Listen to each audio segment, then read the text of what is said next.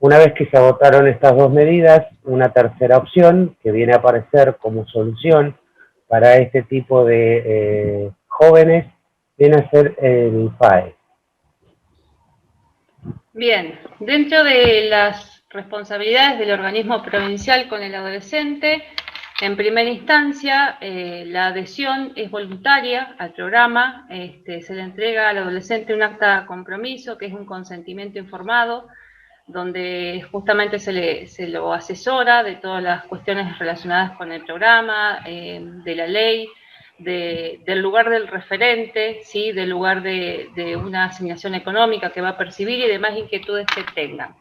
A cada adolescente se le asigna un referente, que más adelante vamos a hablar, que el referente tiene una capacitación a través de Nación. Otra de las responsabilidades es la difusión del PAE, y la difusión incluye que los jóvenes que están en este momento alojados en los dispositivos de cuidado formal también puedan ingresar al programa. Después vamos a explicar más adelante que hay diferentes niveles de ingreso al programa. Me sacaste la filmina. Vuelve un cachito atrás. No, para el otro. Ahí está.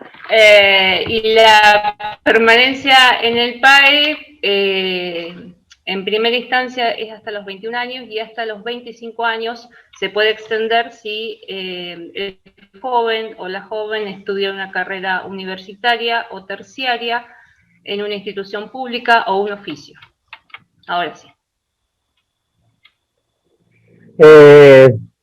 La responsabilidad del organismo provincial, como ya lo había mencionado Paola, esta es una ley nacional que tiene referentes a nivel nacional a través de la CENAF. En la provincia de Neuquén, Paola y yo funcionamos como referentes a nivel provincial y en esta designación que nosotros tenemos corresponde a todas, dar cumplimiento a todas las obligaciones que se compromete la provincia del Neuquén en cuanto a la ejecución, seguimiento y control de la aplicación de la ley y del programa de acompañamiento para adolescentes sin cuidados parentales. La primera tiene que ver con convocar a un proceso de admisión para aquellas personas que se vayan a constituir como referentes.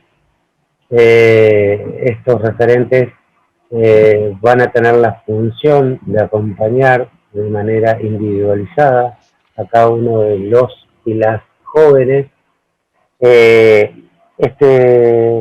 Con los referentes a nivel provincial, la función es establecer espacios de trabajo donde se evalúe el acompañamiento que se va realizando a cada uno de las jóvenes por estos referentes, evaluando los facilitadores y los obstáculos que van surgiendo en este proceso. Cada adolescente para ingresar al PAE tiene que establecer un proyecto de autonomía personal y una de las funciones de los referentes a nivel provincial junto con los referentes de cada uno de las jóvenes tiene que ver ir evaluando cómo va esa hoja de ruta donde el adolescente ha planificado transitar a partir de sus deseos y de sus necesidades. Otro de los compromisos que tiene el organismo provincial es en relación, como mencionaba Rubén, con la CENAF. La CENAF es el interlocutor, digamos, que realiza un seguimiento de todas las situaciones y es el contralor que tenemos la provincia para hacer ese seguimiento. Nosotros tenemos que remitir mensualmente la nómina de jóvenes que ingresan a PAE y la nómina de referentes que ingresan para comenzar la capacitación. Este año terminó, pero en el mes de enero está la nueva inscripción que empieza en febrero, la capacitación que dura 4 semanas. La idea es realizar junto con CENAF las capacitaciones a nivel online, obviamente, con los referentes, digamos, que han terminado su capacitación, Y otro de los compromisos que tenemos nosotros es efectuar información para la liquidación y pago de la asignación económica de los jóvenes. El PAE tiene como dos lineamientos que son como muy específicos. Un lineamiento tiene que ver con el acompañamiento personal. Esto es una figura que se llama referente y que está designadas sus funciones y los requisitos que debe cumplir una persona para transformarse en tal. Está explicitado en la ley 27364 y en su reglamentación. Esta figura de referente es una figura de sostén afectivo que va a estar encargado de acompañar y de asesorar al adolescente o a la joven en la construcción del proyecto de autonomía personal. Este proyecto de autonomía personal está referenciado a 9 dimensiones y estas dimensiones tienen que ver con distintos aspectos de la vida o esferas de la vida de un joven. Este programa consta de 2 etapas, este acompañamiento, una primera etapa o nivel 1, que a partir de los 13 años los y las adolescentes pueden optar por ingresar voluntariamente al programa. Esto lo hacen a partir de los dispositivos de cuidado formal en que se encuentren. Una segunda etapa tiene que ver con la transición de estos dispositivos formales a un espacio individual donde el proyecto autogestivo empiece o consista en vivir solo o sola y a partir de ahí gestionar de una manera autónoma todas las decisiones y todas las construcciones que debe hacer en este tránsito hacia la vida adulta. Una segunda, un segundo eje que tiene el PAE es la asignación económica. Cada chica, cuando egresa del nivel 1 al nivel 2, se le tramita a través de la provincia del Neuquén con la CENAF una tarjeta. Esta es una tarjeta de débito. Esta tarjeta de débito la provee CENAF.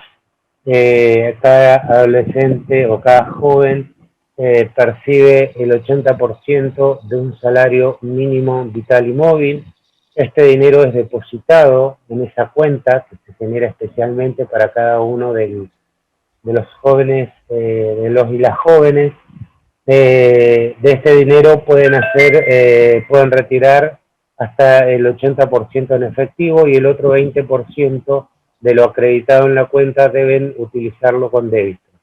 La finalidad que utilicen un porcentaje con débito tiene que ver con que de alguna manera ellos también puedan procurarse el gasto en alimentos y demás cuestiones para poder asegurarnos de que esos gastos estén cubiertos. Esta asignación económica la pueden percibir en tanto y en cuanto ellos continúen bajo la modalidad del programa. Una cuestión que nosotros habíamos dicho era que este programa los adolescentes o los jóvenes accedían de forma voluntaria. También de forma voluntaria ellos pueden decidir dejar de continuar en el programa y si hasta los 21 años ellos cumplen con los requisitos, pueden, una vez de haberse dado de baja, en otro momento pueden volver a solicitar ingresar al mismo. Esta asignación económica es una asignación económica que compran a nivel personal. La tarjeta de débito viene a su nombre y los y las jóvenes deben hacer toda la gestión a nivel bancario para poder habilitarla y para su uso. Bien, como habíamos dicho al principio, los jóvenes y las jóvenes tienen que firmar un consentimiento informado. Este consentimiento es voluntario. En primera instancia, nosotros lo que decidimos a partir de ser referentes provinciales es que los equipos técnicos, desde los dispositivos de cuidado formal, que son los que más trabajan con los jóvenes, informen a los mismos sobre en qué consiste el programa PAE, que sea una decisión consensuada, digamos, desde el lugar de deseo del joven o la joven, que el equipo técnico nos pueda acompañar en esta instancia. En segunda instancia, cuando se han despejado casi todas las dudas o la mayoría de las dudas, nos presentamos con Rubén en el dispositivo, la idea es seguir trabajando, si queda alguna inquietud, y si no es así, ya la decisión está tomada, se firma el consentimiento informado en cada uno de los dispositivos donde estén alojados los jóvenes. El joven que adhiere a PAE tiene una participación activa. Esto es... Rubén, no sé qué pasó. Bueno, el acompañamiento personal del referente, una de las... Ahora sí me escuchan, ¿no? Sí, ¿querés seguir vos o sigo yo? ¿Oh? Sí, la función del referente, como veníamos mencionando, es fortalecer la autonomía del adolescente y joven. Esta función es primordial. El adolescente no le dice, el referente no le dice al adolescente qué debe hacer. Lo escucha, lo acompaña. Hola. Sí, se te escucha. Se fortalece. La idea es que el adolescente pueda decidir con la mayor cantidad de información posible y con una guía cuáles son las mejores decisiones a tomar. La designación es por parte del organismo de protección, ¿sí? Hay una serie de requisitos para ser referente, como ser mayor de 21 años, tener el secundario completo y pertenecer al organismo.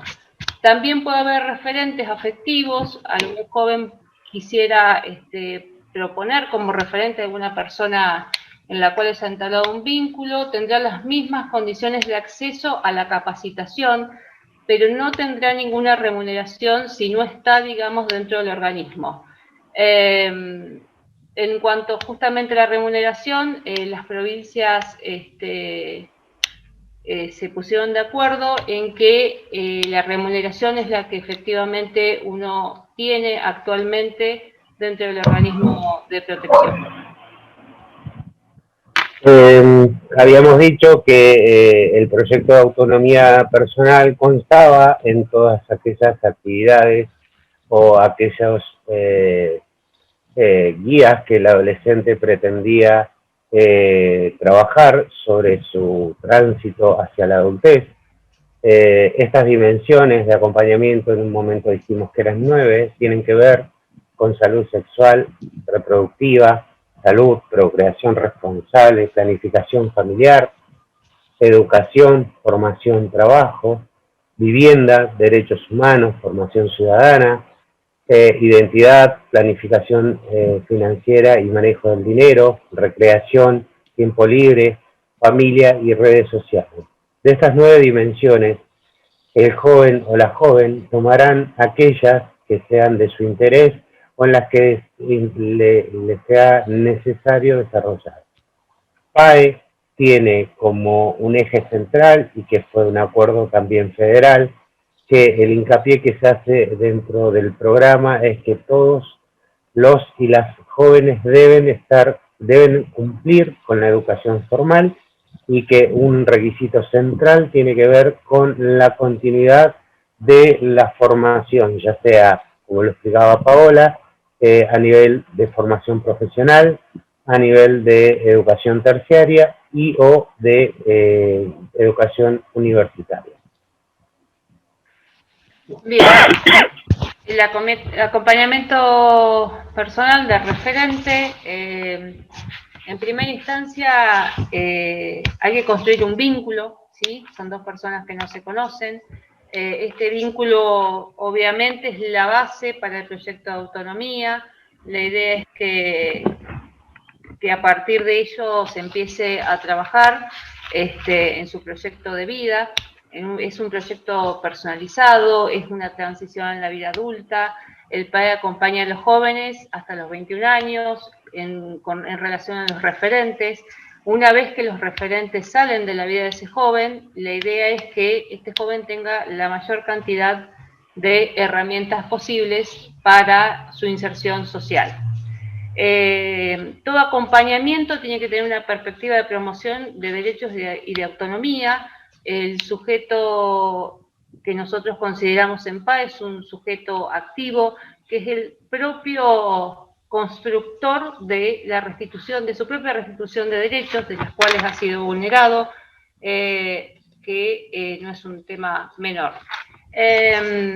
Cada acompañamiento tiene sus particularidades, el tiempo se verá según cada caso y dependerá, digamos, de las instancias individuales y el apoyo en red. Nosotros cuando hablamos del sistema de promoción integral de derechos, hablamos de que el referente no está solo con ese joven o con esa joven, sino que a medida que avanza este proyecto, va incorporando diferentes actores de la sociedad civil, de todos los lugares, digamos, y construcciones que se pueden generar para dar herramienta a estos adolescentes en su vida autónoma.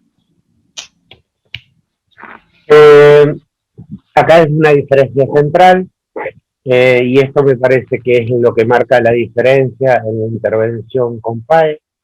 El referente asiste, promueve desde un lugar de asistencia, acompaña, orienta, está presente en todas aquellas cuestiones que él o la joven le demanden.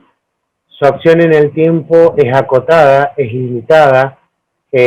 Paulatinamente el referente se va a ir retirando del acompañamiento del joven y dando lugar al desarrollo pleno y el ejercicio pleno de la ciudadanía a este o a esta joven. El referente brinda información sobre los recursos disponibles y acompaña al sujeto a que pueda desplegar y hacer uso de estos recursos, tanto en el espacio comunitario como en las organizaciones estatales o de la sociedad civil. Ejemplo, que vaya a sacar un turno médico, que se vaya a inscribir a un colegio, a un instituto terciario, a una capacitación por oficio, a la universidad, que tenga la capacidad de poder autogestionar todo trámite referido a su identidad o a determinados servicios que deba requerir el adolescente. La promoción tiene que ver con permitir que el joven o la joven desplieguen al máximo todas sus capacidades y sus saberes, y el referente va a ser una persona que va a potenciar todas esas cualidades que posee cada uno de estos jóvenes para el desarrollo de su programa o de su proyecto de autonomía. Una cuestión que Paola les mencionaba anteriormente, el adolescente o el joven o la joven tienen una participación activa, son considerados sujetos activos en su proceso de vida. Esto implica que las decisiones de las esferas que ellos van a trabajar la toman ellos. Únicamente los adultos acompañan y en algún momento, si él o la adolescente lo solicitan, asesoran. Acá tiene que ver con una diferencia central, que una cuestión es la asistencia y otra es el asistencialismo. Los referentes no cumplen funciones parentales con estos jóvenes o con estas jóvenes, ¿sí? No son los que saben qué es lo que el adolescente o la adolescente necesita. Tampoco va a poder gestionar o va a poder tomar un rol activo en la vida del o de la adolescente, y dejarlos en un rol totalmente pasivo. Este es un eje central y una diferenciación central que propone el programa de acompañamiento para jóvenes sin cuidados parentales. La función del referente es de asistencia. Bien, como les decía hace un rato, les mencionábamos, hay algunos requisitos, los requisitos no los ponemos nosotros, Los requisitos son de nación, ¿sí? Vi por ahí alguna pregunta que manifestaba que hay gente que no tiene el secundario. Es real, lo sabemos, pero no somos nosotros los que decimos, digamos, los requisitos formales que deben tener la gente para acceder a ser referente. Bien, hay dos trámites. El primer trámite que se debe hacer es un trámite personal, justamente en este link, en trámitesadistancia.gov.ar. Ustedes se tienen que presentar ahí, poner algunos datos personales básicos y hacer el trámite de referentes a capacitación PAE. Toda la capacitación es en plataforma.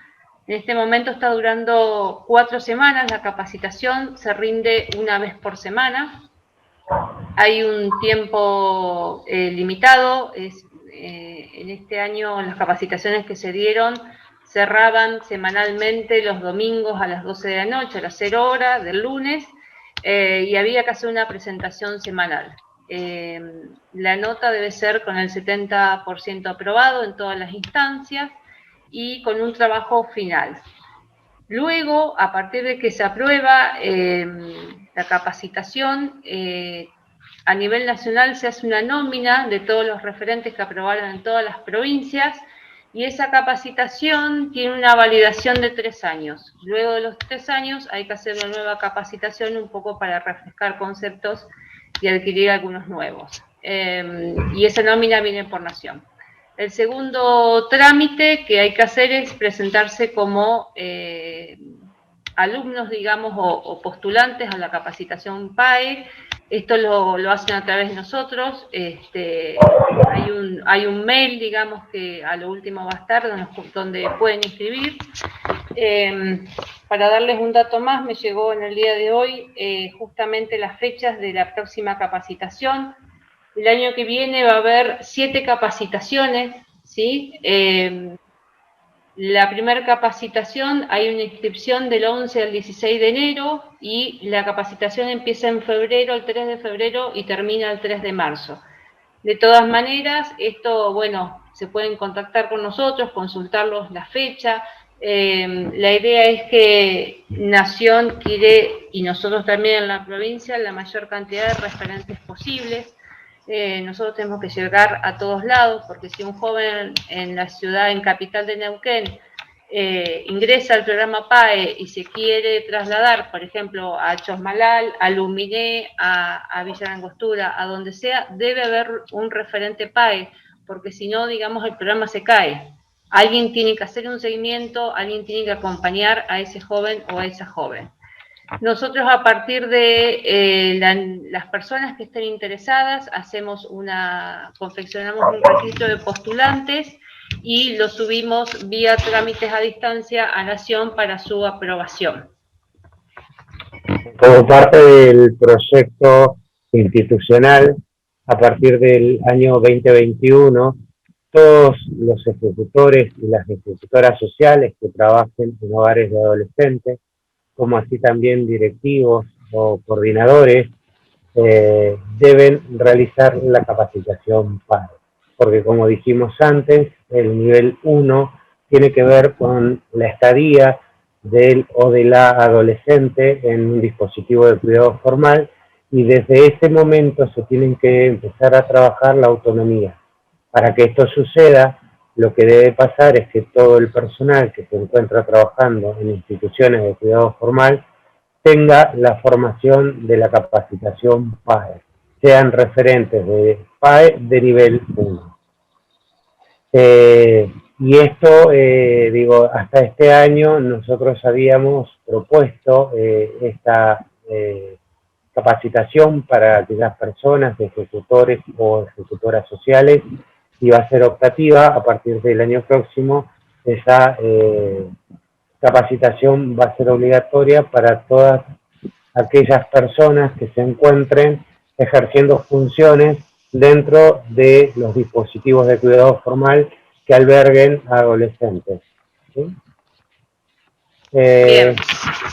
Ahora, terminando la primera parte, De la presentación, vi que había algunas consultas, las responderemos al final, pero bueno, ahora en este momento vamos a dar comienzo a otro tema que es el protocolo de intervención en situaciones de crisis de niños, niñas y adolescentes. Está orientado específicamente a los dispositivos de cuidado formal. Este protocolo se empezó a trabajar hace un par de meses, estuvieron involucrados muchos de los equipos de adolescencia. La idea es dar herramientas justamente para la intervención en estas situaciones y también para determinar niveles de intervención. Nosotros desde la subsecretaría, una de las cuestiones que hemos vivido varias veces, por ahí cuando éramos con Rubén, equipo técnico de la Dirección Provincial de Niñez, es que se pudo observar que en varias situaciones se daba la particularidad de sobreintervención o multiintervención. Bueno, la idea es ordenar un poco esos momentos que no son fáciles y que muchas veces en la desesperación hay un montón de gente que quiere ayudar, pero se desdibuja, digamos, la necesidad del joven, la joven o el niño que esté en una situación de crisis. Vamos a empezar diciendo que esta función en la atención en situaciones de crisis está enmarcado dentro de la legislación provincial nuestra, que es la 2302, y en la ley 2955, que es la ley de hogares. Puntualmente, en el artículo 9, es allí donde esta ley define los roles y las funciones de cada uno de los actores institucionales, donde tanto el director como el coordinador, el personal que cumple funciones de ejecutores sociales, el equipo técnico, personal de maestranza, referentes de salud, de educación, cada uno de nosotros dentro de esta legislación tiene una función y un rol puntual que cumplir. Una de estas cuestiones que básicamente se trabaja en el nivel primario de atención, que tiene que ver con la función del ejecutor social, tiene que ver con la intervención en situaciones de crisis. Bien, para poder intervenir en una situación de crisis tenemos que saber qué es una situación de crisis. En primera instancia es un desborde emocional y comportamental. Nosotros cuando armamos esta filmina, esta presentación, esbozamos algunos ejemplos, ¿sí? Que tienen que ver con el enojo, llanto, aislamiento, situaciones de violencia contra pares y o adultos, autoagresiones, intentos de suicidio, intentos de huir del dispositivo, y esto puede ser por parte de uno de los adolescentes o de varios. También puede ser el negarse a colaborar, ¿sí? Esta negación a colaborar tiene que ser algo inédito, digamos, en el transcurso de la convivencia de ese niño, de ese joven. Por ahí podemos ver que antes tenía como muy buena predisposición, y de un momento para otro pasa que a un estado por ahí de aislamiento, de no querer colaborar, que nada quiere, que nadie le hace bien. Nosotros podemos pensar que una situación de crisis puede ser pasajera o no. Y esto es importante, digamos, porque una situación de crisis que se torna con carácter permanente, podemos estar, digamos, en una situación un poco más grave, ¿sí? No es la situación de crisis y que nada, me desahogo y pasó. Bueno, cuando el joven o la joven no termina, o el niño no termina de desahogarse, no termina de sacar, y es una cuestión que empieza a reiterarse, una de las cosas que vemos es que esto muchas veces determina no solo el vínculo con los pares, ¿sí?, sino el vínculo con los adultos, ¿no? Por ahí estas cuestiones de etiquetamiento, de que es el niño o el joven problema, bueno, todas estas cuestiones las tenemos que empezar a mirar desde otro lugar. Una situación de crisis, hay que entender que es una necesidad y un pedido de ayuda. Sí, hay que pensar que algo está pasando, que algo está tratando de manifestarlo. Ustedes nunca pierdan de vista que el lenguaje es una construcción social y que a medida del desarrollo evolutivo de un individuo o de un sujeto, es que este lenguaje se va desarrollando y nos va permitiendo tener herramientas de poder expresar lo que nos pasa. De hecho, a los adultos, las más de las veces, sentimos que no tenemos un buen día y no podemos explicarle qué nos está pasando o por qué tenemos ese mal humor o por qué estamos tan irritables. Imagínense a los niños, a las niñas, a los adolescentes que están en una transición y que están en un proceso evolutivo, que muchas veces no cuentan con los recursos que les permitan el lenguaje para poder darse cuenta de qué situaciones están atravesando y cómo mucho menos cómo poder resolverlas. Básicamente una persona que está en una situación de crisis es una persona que necesita ayuda, está pidiendo ayuda y llegó a una situación de no poder más. Esto, digo, y en esto está bueno muchas veces hacer el ejercicio con uno mismo, cuántas veces uno no ha podido más frente a una situación. Entonces, la situación de crisis, lo primero que uno debe pensar o debe pasarnos es poder ser empático y entender que algo no está pudiendo resolver ese niño, esa niña, ese adolescente por sí mismo y que necesita de la ayuda y de la asistencia de un adulto. Ustedes que están trabajando en los dispositivos de cuidados formales son los adultos que tienen a mano para poder solicitar esa ayuda. No es conveniente en una situación de crisis ponerse a indagar de cuáles son los motivos, de por qué está desarrollándolo, sino ese momento de análisis va a tener que estar con otra tranquilidad y en otro espacio, como decimos muchas veces, con la cabeza un poco más fría, podemos llegar a pensar qué es lo que pasó para que se desatase esa situación de crisis. En el momento de crisis hay que trabajar de una manera ordenada, de una manera coordinada y de poder pensar o visualizar cuáles son las alternativas que yo dispongo en el momento para poder sortear esa situación.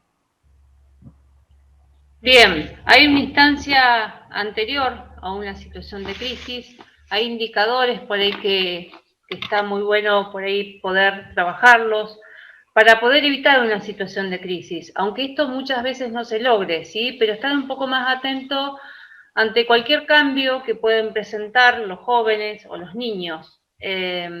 Estas situaciones pueden ser jóvenes que insulten, ¿no? Que se golpeen unos a otros, que empiecen a golpear mobiliarios, que empiecen a tirar cosas, manifestaciones de fuga, querer escaparse, no poder quedarse quieto, ¿sí? Por ahí no solo una situación de crisis se manifiesta, digamos, con una agitación, lo que llamamos nosotros agitación psicomotriz, ¿no? De insultar, de golpear, de molestar a otros. Muchas veces un cambio en lo conductual o en lo comportamental de aislamiento o ensimismamiento también es una situación de crisis. No querer hacer nada en grupo, no querer comer, no querer levantarse. Si a un joven o un niño que andaba bien, digamos, con las tareas, o le gustaba hacer tareas de la escuela o jugar algo en específico, deja de hacerlo, es un indicador. Y eso es la antesala de una situación de crisis. Esto es importante lo que menciona Pau, porque muchas veces ustedes detectaron que dentro de cada institución hay como horarios prefijados que tienen que ver con el desarrollo de las actividades.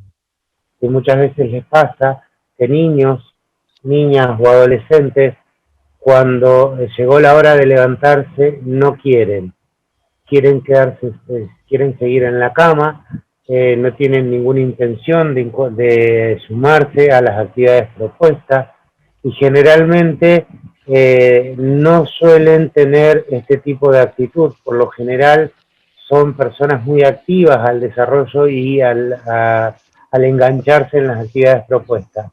Esta situación de crisis, este es un indicador importante que muchas veces tenemos que pensar que algo le está pasando, por algo no puede o no quiere levantarse de la cama. y no actuar desde un lugar sancionatorio, que tiene que ver que, bueno, no te levantas de la cama durante 2 semanas, tenés prohibido el uso del celular, lo asiento en el libro, empezar con una cuestión sancionatoria sin poder poner la mirada de ver qué es lo que está pasando. Digo, ustedes dentro del equipo de trabajo cuentan con un equipo psicosocial que en el hecho de que ustedes empiecen a notar estos indicadores, es importante que ustedes se lo puedan transmitir y que en conjunto busquen el origen de esta conducta. Cuando hay situaciones de riesgo, son factores que uno debe tener en cuenta. Y estos factores de riesgo, uno lo que tiene que hacer es minimizarlos o anularlos. Una de las cuestiones en situaciones de crisis que incrementa el factor de riesgo es no prestar atención y no acompañar al niño, a la niña, al adolescente cuando está en esta situación de crisis. Muchas veces entendemos que una situación de crisis en el diccionario de la abuela figura como un berrinche, entonces un remedio casero que tenía nuestra abuela para ese berrinche era dejarlo o dejarla a la persona que estaba teniendo esa crisis encerrado en un cuarto y aislado hasta que se le pase. Como habíamos explicado antes muchas veces, la única forma de manifestarlo, los niños, niñas y adolescentes tienen que ver con esta exacerbación de conductas o con un aplacamiento o un retiro del mundo social. Entonces digo, nosotros encerrando a un niño, a una niña o a un adolescente en un cuarto no lograremos nada. Lo único que estamos haciendo es no prestar atención y no acompañando a ese niño, a esa niña, a ese adolescente en esta situación. Escuchar, siempre tienen algo para decir, inclusive cuando nos dicen, no nos dicen nada, nos están diciendo algo, que no se quieren comunicar. Digo, la no comunicación es una forma de comunicarse. El respeto por la privacidad, sobre todo en aquellos espacios donde hay adolescentes mujeres, adolescentes varones, que tiene que ver con los espacios donde duermen. Uno antes de ingresar a ese cuarto debe pedir permiso, golpear la puerta. Digo, muchas veces los niños, las niñas y los adolescentes necesitan un momento a solas en un espacio individual. Dentro de la institución estos no abundan y en un momento que alguien está en una habitación con la puerta cerrada, ustedes como ejecutores y ejecutoras deben ver qué sucede en esa habitación, previamente deben solicitar el permiso o la autorización del o de la adolescente para ingresar a la habitación. Si ustedes no escuchan una respuesta y tienen alguna sospecha, irrumpen, pero no la irrupción de paso por el cuarto, abro la puerta, no aviso que voy a abrir la puerta, no aviso que voy a ingresar, ¿sí? Las crisis, como habíamos dicho, tienen que ser acompañadas y una de las funciones del acompañamiento es tratar de que esta crisis se disipe, que se vaya reconstruyendo. En hogares de adolescentes, fundamentalmente, uno de los acentuadores o potenciadores de estos estados de crisis tiene que ver con el consumo. Entonces deben ser muy cuidadosos cuando los y las adolescentes salen por fuera del espacio institucional y vuelven a ingresar, que no tengan sustancias que permitan o que agraven su situación, como por ejemplo el ingreso de alcohol o sustancias tóxicas. Las situaciones de crisis, lo que tenemos que hacer los adultos es trabajar con la mayor calma posible. Las situaciones violentas lo único que hacen es agudizar las situaciones de crisis. Los referentes adultos somos nosotros y nosotros debemos trabajar con la mayor calma posible para poder transmitírsela a estos niños, niñas y adolescentes. Bien, ustedes piensen que nosotros estamos dando algunos indicadores, la crisis no se activó y por eso vamos a hablar de factores de riesgo y factores protectores. Dentro de los factores de riesgo, lo peor que puede pasar, digamos, en una situación de crisis es un abandono de personas. Dejar a un niño o adolescente en esas situaciones es una falta gravísima. También un poco esto lo veníamos esbozando hace un ratito, aquellos chicos, niños, adolescentes que hacen crisis muchas veces genera que los educadores o ejecutores no quieran intervenir porque están cansados, porque siempre es lo mismo y demás, y traten de acompañar más a aquellos niños o jóvenes que son como más tranquilos. Bueno, esto solamente incrementa la situación de crisis, porque el joven o el niño se da cuenta de estos favoritismos. La idea es tratar, a ver, nosotros sabemos que uno muchas veces tiene como mayor o mejor vínculo con algunos niños o con algunos adolescentes, pero los adultos somos nosotros, o sea, somos responsables de establecer el mejor vínculo posible con aquellos a los cuales tenemos que acompañar. Otra de las peores opciones que se puede llegar a hacer es prometerle a estos jóvenes o a estos niños algo para que la crisis termine. Bueno, eso tiene que ver más con los adultos. No podemos hacer promesas, primero que no vamos a cumplir, y segundo, ¿por qué haríamos promesas? Nuestra función tiene que ver con no darles algo o decirle que va a pasar algo. La idea es poder responder desde la escucha, desde la palabra y desde la contención. Perder el control, inadmisible. No se puede perder el control porque justamente nosotros somos los que marcamos la diferencia con ellos. Ellos sabemos que son personas que están en una construcción psíquica, no tienen las herramientas que tenemos los adultos y nosotros no debemos perder nuestro rol. Una de las cuestiones por ahí que hemos visto varias veces es que se hablan cuestiones personales o laborales dentro de las instituciones donde los chicos escuchan.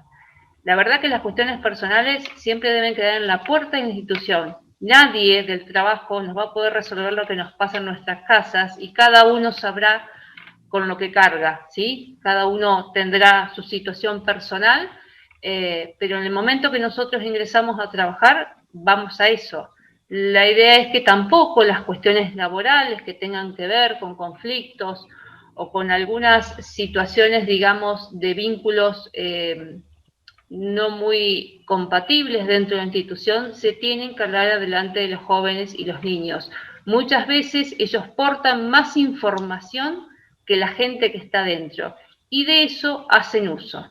Entonces, los jóvenes o los niños terminan diciéndole, también llevan como un pasaje de información entre los adultos, que una de las cosas que pone en la superficie es la dificultad que tenemos los adultos para mantenernos en el lugar de adultos justamente y de responsables. Este llevadero de información o que los jóvenes o los niños no estén justamente haciendo cosas de su edad y que estén metiéndose de alguna manera en cuestiones de los adultos tiene que ver con nosotros, no con ellos. Entonces, propiciar los mejores lugares o momentos para hablar de estas cuestiones es esencial. Nosotros no podemos perder el lugar. Otra de las cuestiones que no es menor tampoco es la divulgación de información. Toda la información que nosotros manejamos a nivel institucional de los niños o los jóvenes es información sensible. De hecho, todos los profesionales tenemos un código de ética, ¿sí?, que nos avala y nos dice, nos reglamenta, nos orienta y nos obliga a mantener el secreto profesional. Aquellos que no tienen una formación profesional tienen la misma obligación. Acá no hay separación entre profesionales y no profesionales. La información es sensible. Nosotros no estamos hablando de alguien que está por fuera de nuestro círculo laboral. Estamos hablando de justamente niños. Nosotros no podemos, como no se pueden divulgar fotos, tampoco se pueden divulgar acontecimientos de su vida pasada. Los jóvenes o los niños muchas veces nos toman de confesionario, por así decir. Bueno, respetemos ese lugar. Nosotros tenemos la obligación de escuchar, pero eso queda ahí. Si obviamente escuchamos algún factor de riesgo actual y consideramos que esto puede ser un riesgo para sí o para terceros, o algo que nos habilite a pensar, que nos ponga en duda, obviamente iremos al equipo técnico. A ver, los profesionales están no solamente para hacer informes, sino para acompañar las herramientas que necesitamos para poder acceder a esa información y ver si hay algún riesgo. También hay que evaluar que muchas veces que los niños o los jóvenes nos cuentan es grave.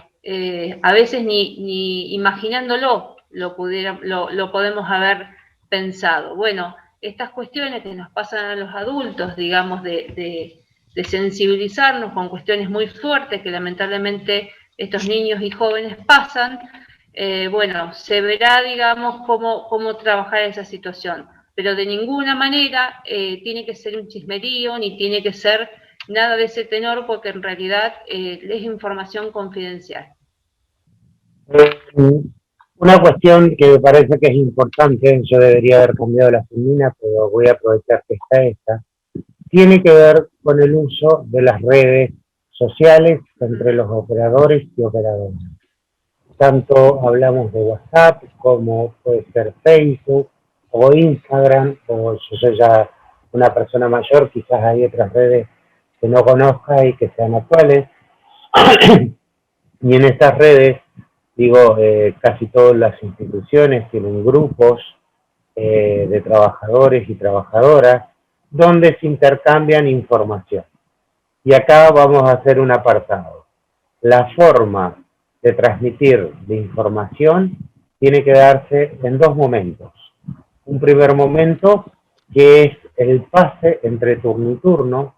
Cada turno deberá llegar 10 minutos antes y el turno que se retira deberá esperar 10 minutos y deberán transmitir la vida de cada uno o cada niño, niña o adolescente en el transcurso de la jornada, de cómo se levantaron, cómo estuvo su estado de ánimo, qué cosas hicieron, qué cosas no quisieron hacer. Este pase, que muchas veces en muchas instituciones es verbal, también debe transmitirse en lo escrito. Digo, el libro de novedades es una herramienta que ustedes tienen para hacer circular información. ¿Pero qué información? La información que atañe de forma directa o de forma indirecta la vida de los chicos. Uno a veces le ha tocado, ante una situación de crisis, ir al día posterior y como no encuentra el turno, porque es obvio, está en su momento de descanso, uno recurre al libro de actas para ver qué ha pasado. Y se encuentra que en el libro de actas dice, Juan se portó mal. Juan se le indicó que se bajara del paredón y no hizo caso. Se llamó a la directora, siendo las 23 horas, el hogar se encuentra en orden. Entonces, cuando uno lee el libro de novedades, no le informa nada. Sin embargo, cuando uno se pone a charlar con las personas que estuvieron, y resulta que Juan ese día se levantó de mal humor, no tenía ganas de levantarse, no quiso desayunar, a la mañana estaba esperando que lo fuera a visitar algún familiar y no lo hizo, fue al colegio y tuvo un problema con los compañeros. Todo el día fue un día donde Juan acumuló una serie de condiciones que lo predispusieron a entrar en una situación de crisis. Entonces llegó un momento que Juan no pudo más con todo lo que estaba pasando y la crisis se desató. Sin embargo, cuando uno recurre al libro de novedades, nada está descrito de cómo fue el día de Juan.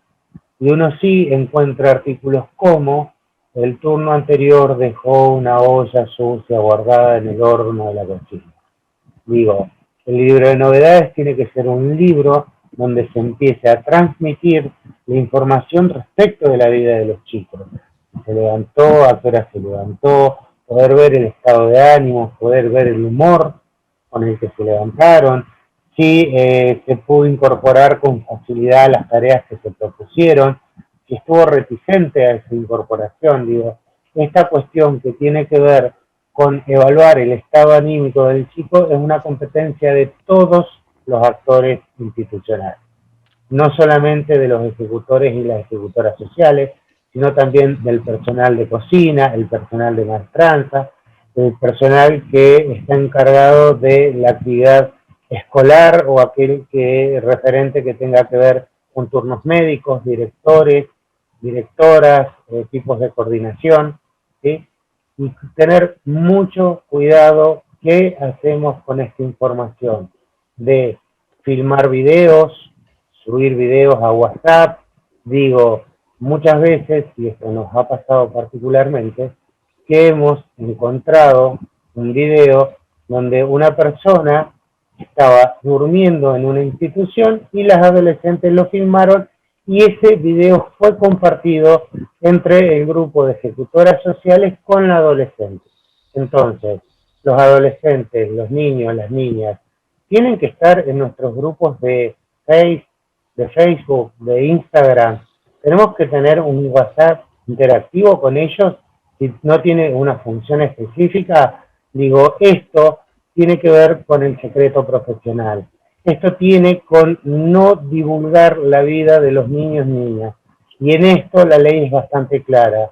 Y es una falta gravísima si esa información que nosotros la podemos tener desde la intimidad de una institución trasciende las paredes de esa institución. Entonces, hablando de, recién habíamos hablado de los factores de riesgo, ahora vamos a trabajar sobre los factores protectores. Estos factores protectores son los que nosotros tenemos que desplegar al momento de estas crisis. Lo primero y lo principal, y es lo que tenemos que todos trabajar en conjunto, es pensarnos en que somos un equipo. Y en este equipo cada uno tiene una función y tiene una misión para realizar. Tenemos que con estos niños, niñas y adolescentes establecer vínculos positivos, vínculos atravesados por el respeto, por la cordialidad. Digo, independientemente que sean niños, niñas o adolescentes, la educación debe ser el vehículo principal. Ustedes no se olviden que la principal herramienta de trabajo que ustedes tienen es la palabra. Y ustedes son los encargados de habilitar todos los circuitos de comunicación y escucha. Ustedes tienen que poder transmitir lo que está bien y lo que está mal desde un lugar de respeto, desde un lugar de entendimiento. El diálogo es la principal herramienta de trabajo con la que ustedes van a contar. Para esto es importante, esto que hoy ustedes están haciendo, es participar de una capacitación.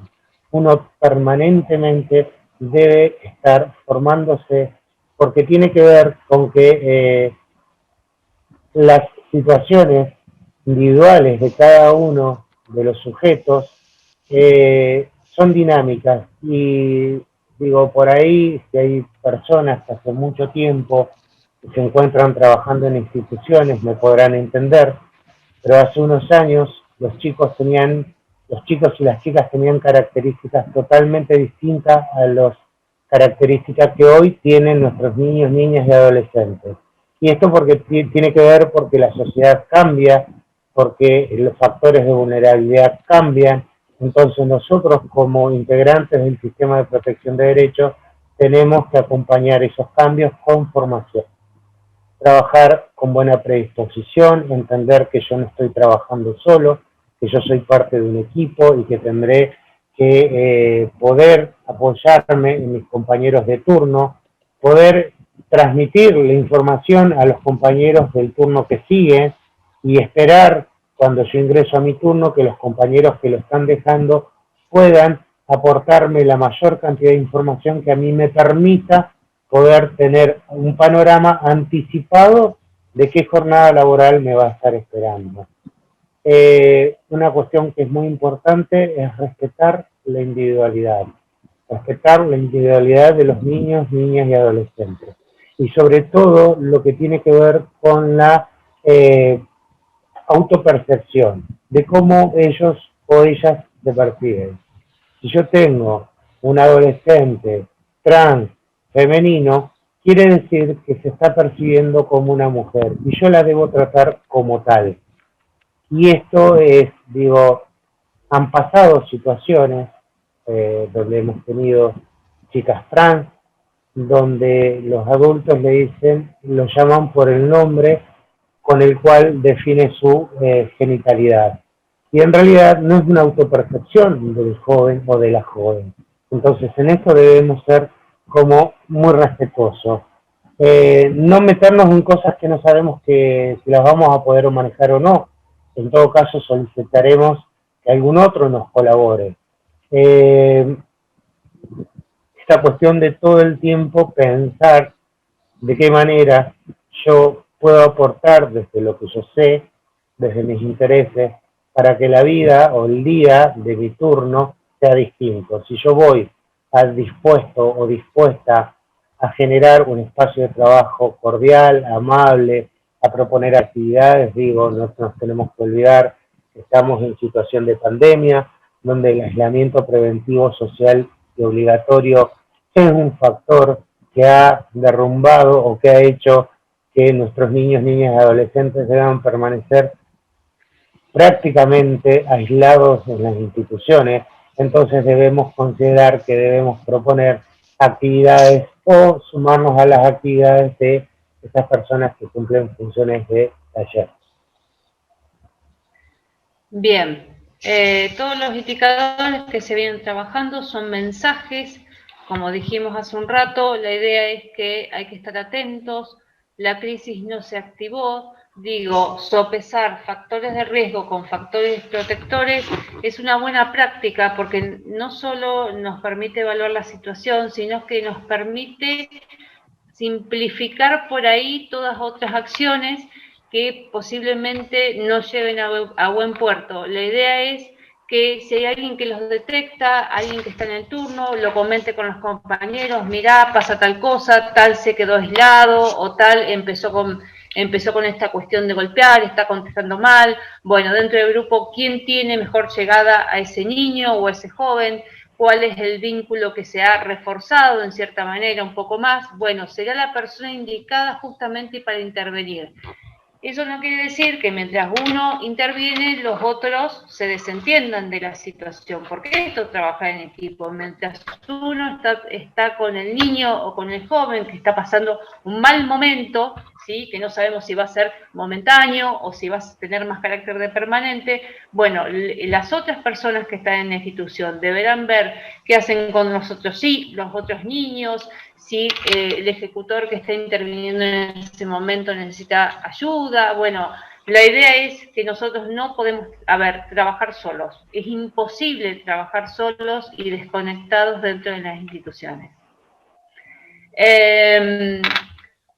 Una de las cuestiones que venía desarrollando es que levantarlo o bajarlo un cachito que no ve la parte de arriba, como era el título. Bien.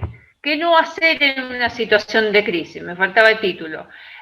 Justamente, no evaluar los factores de riesgo y los factores protectores, hacer como si nada pasara, ¿sí? No, acá enseguida se le pasa, siempre hace lo mismo, ¿sí? Uy, mira ese, siempre es el que hace lío, culpabilizar, ¿no? La verdad que no es algo que lleve a que el niño o el adolescente pueda generar, digamos, un momento de equilibrio donde pueda reflexionar. Culpabilizar, la verdad que a veces las crisis de los niños, en la mayoría de los casos, con todo lo que le ha pasado, cómo no tener una crisis, ¿no? Cómo no sacar eso que vivieron de alguna manera. Los adultos podemos hablar, podemos salir a correr, podemos, no sé, ponernos a hacer algo. A veces los niños no tienen esa capacidad o los jóvenes para ver que hay otras formas. Bueno, a veces tiene que ser con el lío. Justamente, dejar que un operador solo ordene el malestar y los otros se desentiendan. Esto es inadmisible. norman estrategias. Si un joven o un adolescente, un niño tiene una crisis, bueno, ¿qué hacer, digamos, con los otros niños o jóvenes que están en el dispositivo? Todos mirando no es una buena opción. Que nadie intervenga o esté uno solo y se lo aísle tampoco no es una opción. En los cambios de turno, como decía Rubén, no sé el pase correspondiente. La verdad que cuando uno llega a una institución, saber en qué panorama hay, cómo se fueron desarrollando las intervenciones, cómo estuvieron los chicos, cómo están de ánimo, qué les pasa, qué no les pasa, si hay cosas para hacer. La verdad que de alguna manera eso nos arma el turno que uno puede llegar a desarrollar. Retirarse del turno. Nosotros lo mencionamos hace un rato también, abandono de personal, la peor opción. A ver, si se trabaja en equipo, esto no debería pasar, porque justamente no hay una sola persona en el turno, hay varias. Bueno, la idea es coordinar lo mejor posible la situación que se está atravesando y poder salir lo más airoso posible en función de ese niño o ese adolescente.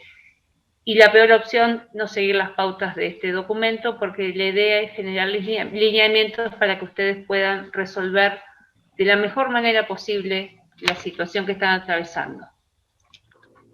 ¿Quiénes deben intervenir en las situaciones de crisis?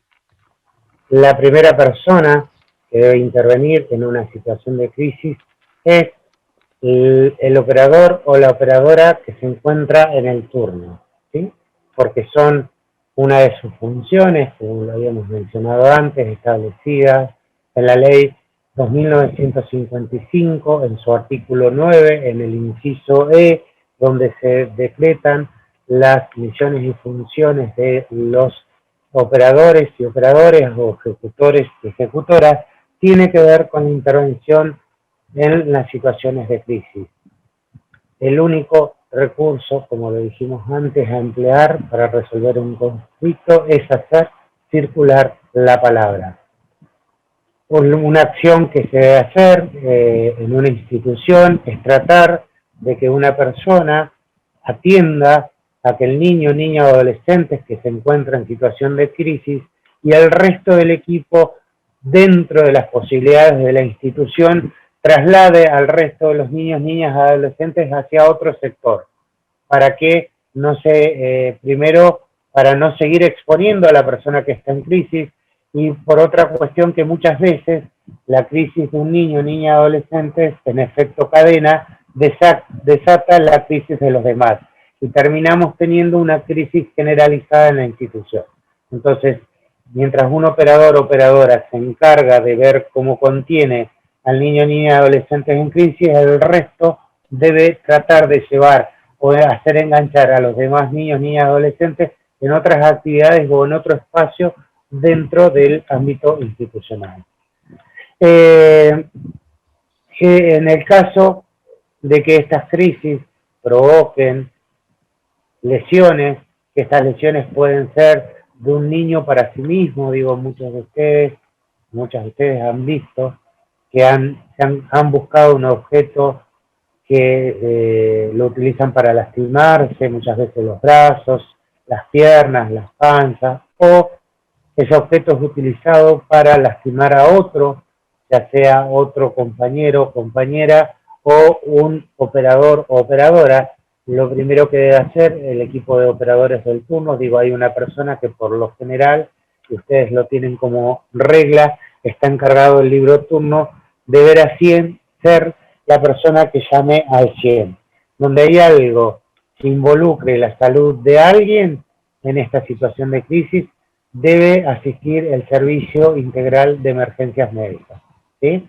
Y ahí tienen el número. De todas maneras, va a quedar como un folletito que lo vamos a poder imprimir para poner en la sala de operadores, como para que vean también estos números de teléfono que en toda institución deben estar visibles y disponibles, porque a la hora de una emergencia probablemente me olvide de números y demás. Entonces un afiche que ayude en lo visual muchas veces ayuda a resolver esa situación de forma inmediata. El director o directora, coordinador o coordinadora de la institución, depende de quién esté disponible, informar sobre la situación con todo detalle. como habíamos mencionado en momentos anteriores, el libro de acta debe ser un registro pormenorizado de toda la situación, desde que se desata el conflicto a cada uno de los pasos que se fue haciendo y todo el accionar que tuvo el personal que se encontraba en la institución. Digo, las llamadas telefónicas, la intervención de qué operadores, la comunicación con el director de la institución, y cada vez que ocurren situaciones de crisis, uno debe acentuar en el pase de turno puntualmente todos estos indicadores, porque muchas veces las crisis se mitigan por un momento y vuelven a aparecer en cuestión de horas. Bien, el segundo nivel de intervención es el del director, directora, coordinador, coordinadora. Primero tenemos que puntualizar que muchas veces las crisis pasan en horario, digamos, de noche, a la tarde, de madrugada. Bueno, si el director no se encuentra en el hogar, deberá mantener una comunicación telefónica permanente. La idea es informarse de toda la situación, ¿sí? De acompañar a los ejecutores justamente en las intervenciones. Y de ahí evaluar si la situación, como decía Rubén, es de riesgo para sí, para terceros, evaluando también que se haya llamado al 107, a emergencia, esto en función de los operadores. Esto también es para ganar tiempo, porque si la directora no está en el hogar y tiene que llegar a evaluar una situación que ya se viene desarrollando, la verdad que esas herramientas las tiene que tener la gente que está de turno. En el caso de que la situación sea de riesgo, el director, directora, coordinador, coordinadora deberá presentarse en la institución, sea la hora que sea, ¿sí? Si por algún motivo, ¿sí? Salud física o emocional o mental, el servicio de atención que se presentó en la institución, ya sea de un centro de salud, del hospital, considera, digamos, que ese niño o esa niña debe ser intervenido o seguir su intervención en algún centro de salud o hospital, el director deberá organizar el personal que se queda en la institución como el personal que va a acompañar a ese niño o ese joven hasta el hospital. Esto es función del director. Otra de las cuestiones que deberá organizar son las guardias en el hogar y las guardias en el centro sanitario. Muchas veces sabemos que los niños o los jóvenes quedan en observación o en el peor de los casos quedan internados. Bueno, toda esa logística, digamos, que tiene que ver con el personal, la va a tener que gestionar la persona responsable de la institución. Después de organizar todo esto, se informará a su superior jerárquico. No se informa a todo el mundo y no se toman decisiones. Justamente la idea es ir tomando decisiones y después informando a los superiores con las acciones ya generadas. Esto es para no perder tiempo, y no solamente para eso, sino para no generar una multiintervención. Por ahí muchas veces nos pasa que empezamos a llamar a todo el mundo y nadie acciona y la situación de crisis sigue y estamos horas viendo cómo desactivarla, cómo ese niño, ese joven se sienta mejor, y muchas veces en realidad lo que primero que hay que hacer es saber cuál es la función de cada uno, accionar, y después, cuando esto esté ya hecho, empezar a llamar a los superiores. Obviamente, si la situación lo amerita, también hay que llamar a la Defensoría de Derechos del Niño y del adolescente, y si la situación amerita, obviamente tener en cuenta que el equipo técnico obviamente es una opción para intervenir en la situación. El que activa al equipo técnico es el director, la directora, el coordinador, la coordinadora de la institución. Como ustedes podrán ver en este PowerPoint, en esta filmina, nosotros estamos estableciendo la intervención en situaciones de crisis en 3 niveles. Si la crisis se pudo resolver en el nivel 1 con la intervención de los operadores y operadoras, se deja registrado y se continúa normalmente. Cuando esa intervención es insuficiente, interviene alguien de los directivos de la institución. Si los directivos de la institución consideran necesaria la intervención del equipo técnico, en primer momento, vía telefónica, invitarán a algunos de los técnicos a participar en la resolución de estas crisis. Este equipo técnico podrá, de manera telefónica, este integrante del equipo técnico de manera telefónica podrá especificar algunas instrucciones o algo que dentro de todo el caos que se generó no haya sido tenido en cuenta.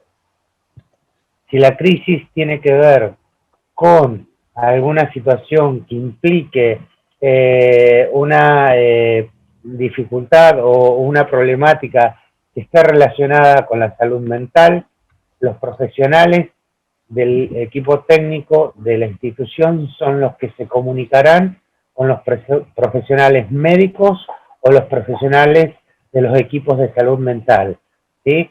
Esta comunicación tiene que ver con poder despejar si esta crisis, como en un momento se había hablado, era una crisis momentánea por algo puntual, o esta crisis que tenía carácter de permanente o de reiterativa tiene o está relacionado con alguna condición de salud puntual del niño, niña o adolescente, ¿sí?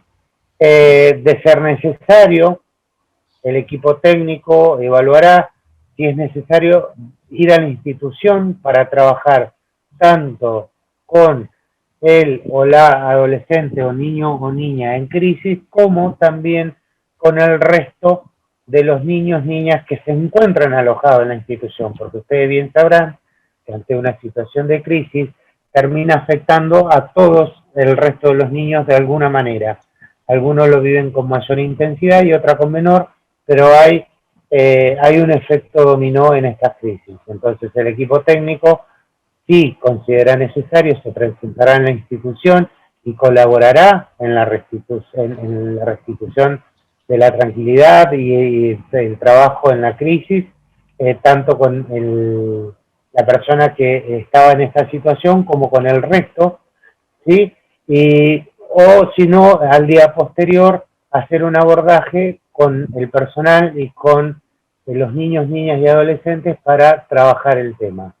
Este ya sería el tercer nivel de intervención. Bien. El último. Le iba a decir, bueno, el director general, el director general no es un nivel de intervención, pero sí es un nivel de intervención. ¿A qué nos referimos con esto?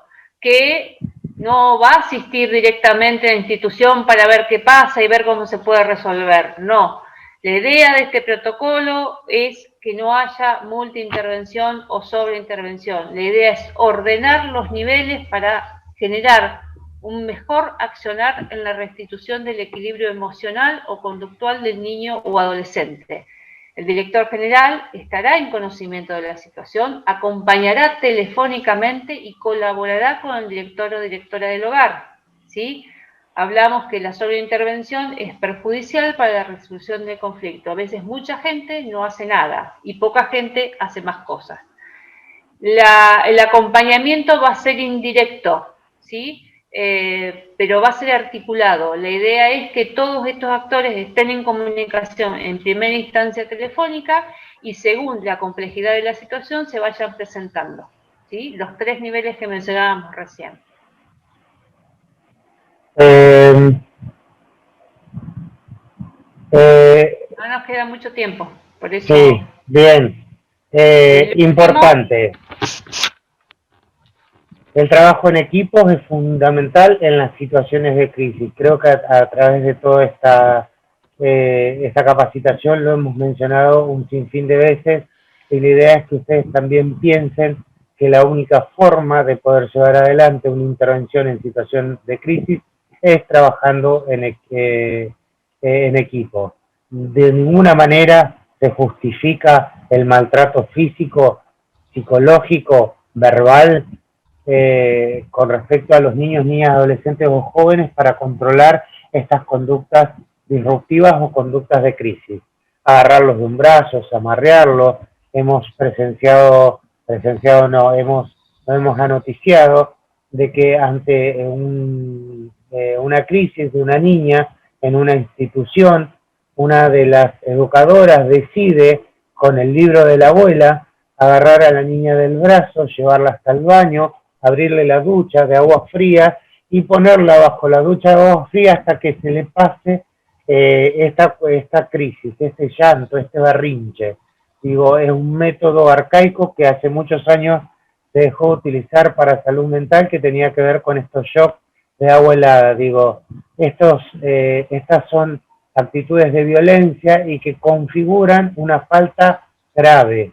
Ustedes no pueden ejercer la violencia en ninguna forma con ningún niño, niña o adolescente, ¿sí? Si estas situaciones de crisis ocurren durante la jornada laboral donde se encuentra presente el equipo técnico, lo que debe pasar es que un operador o operadora del turno, mientras otro operador va interviniendo, darle avisos. Y el equipo técnico ver cómo se organiza la intervención hasta esa situación de crisis. Que intervenga el equipo técnico no significa que yo tengo al nene en crisis, interviene una operadora que está teniendo un buen vínculo, que cuando llega el equipo técnico la operadora se corra y empieza a intervenir el equipo. El equipo evalúa que la intervención del operador, operadora, director, directora, de quien sea, está siendo efectiva, seguramente se pondrá a la cabeza y verá cómo se organiza el resto del personal. Si alguien logró hacer algún tipo de contacto emocional, vincular o comunicacional con un niño, niña, adolescente en situación de crisis, lo más prudente es dejar que esa persona continúe con este trabajo para tratar de calmar o apaciguar esa situación. Entonces, que intervenga durante la jornada laboral no implica que si un chico está en crisis, agarro y llamo al equipo técnico y les digo, hacete cargo, fíjate que está en un berrinche. Sino, yo como operador o operadora debo intervenir y si mi intervención es efectiva y yo logro de alguna manera establecer algún tipo de lenguaje, el equipo técnico será una parte acompañante en esa resolución de crisis. Rubén, no te quiero cortar, pero vamos a tener que terminar porque ahora empieza otra capacitación. Bien. Lo último. Sí, el circuito de activación es este que ven acá, en una sola filmina, todo esto que venimos hablando, ¿sí? El primer nivel de intervención, que son los operadores, evaluar la situación, tratar de desactivarla, evaluar situaciones, balancear factores de riesgo protectores, y si esto llega a un riesgo considerable, llamar a emergencias médicas. El segundo nivel de intervención tiene que ver con la directora, coordinador, donde tendría que evaluar también bajo riesgo, riesgo medio y riesgo alto. Obviamente todo este circuito fue pensado en todo esto que venimos desarrollando con el cierre en el tercer nivel de intervención. Bueno, no quiero decir mucho más porque en realidad sí, sabemos que se termina el tiempo, les agradecemos, la verdad, el tiempo y la escucha. Vi que hay un montón de preguntas. Nosotros el martes a las 9 de la mañana es el cuarto módulo, que es optativo, es de cierre, y obviamente esperamos las consultas que consideren necesarias. La idea es ordenar, la idea también es escuchar y poder ver cómo nos podemos manejar de la mejor forma posible con herramientas de ustedes y con herramientas nosotros. ¿Para qué? Para poder llegar de mejor manera a los niños, niñas, adolescentes. Sepamos que no es un lugar elegido para ellos, ¿sí? Bueno, muchas gracias a los dos por la exposición. Por ahí te dejamos un aviso pequeño, Rubén, que las compañeras del Hogar Malén se quieren comunicar con vos y que después el resto de las preguntas... No estoy escuchando. El resto de las preguntas las pueden hacer a través de la plataforma Cumen, aquellas que hoy no pueden haber sido respondidas, o como dijo Paola, la semana que viene va a haber un cuarto módulo optativo solamente para hacer un repaso de toda la capacitación y responder preguntas que pueden haber que no hayan quedado muy claras o que no hayan podido ser respondidas, como en el caso de hoy. Sin más, les agradecemos a todos la participación en los 3 módulos, en la capacitación, la interacción que hemos visto en Cumen, descargando los materiales, presenciando la capacitación de inicio a fin, y esperamos poder seguirnos en todas las capacitaciones próximas. Así que sin más, los saludamos y las saludamos y las dejamos para que sigan con sus trabajos o con sus actividades. Chao, hasta luego. Saludos. Un gusto, gracias. Chao, gracias, hasta luego.